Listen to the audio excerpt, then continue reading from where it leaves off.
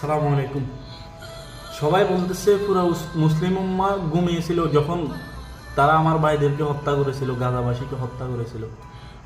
পুরো মুসলিম উম্মাহ এখন ঘুমিয়েছিল না, সব সময় ঘুমিয়েছিল। সব সময় তারা অন্ধ।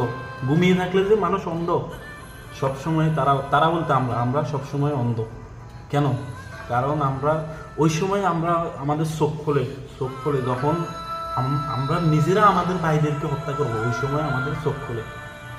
আমরা নিজেরা আমরা মারামারি করি, আমরা নিজেদের রক্তপাত করি, কিন্তু অন্যরা আসে আমাদের ভাইদেরকে হত্যা করবে, তাদেরকে, মা বোনদেরকে, বাচ্চা সবাইকে গণহত্যা চালাবে। ওই সময় আমরা ঘুমিয়ে থাকবো, তারপরে দেখবো না। যদিও তাদেরকে পরাজিত করার মতো শক্তি থাকে, তারপরেও আমরা দেখবো না। আমাদের কাছে অনেক পারমাণবিক বোমা আছে, আমাদের অনেক শক্তিশালী রাষ্ট্র আছে, তারপরে আমাদের অনেক ভালো ভালো বন্ধু আছে, কিন্তু আমরা সবাই একজোট হয়ে আমরা তাদেরকে প্রতিহত করব না। আমরা উল্টো তাদের সাথে বন্ধুত্ব করব, তাদেরকে সহযোগিতা করব অস্ত্র দিয়ে, তাদেরকে বোমা দিয়ে সহযোগিতা করব, যেন তারা আমাদের উপরে সেটা ঢালতে পারে।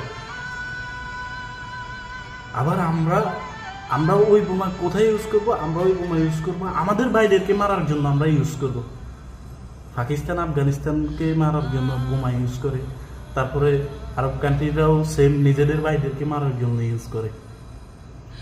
আর কবে কবে এই মুসলিম উম্মাহ ঠিক হবে?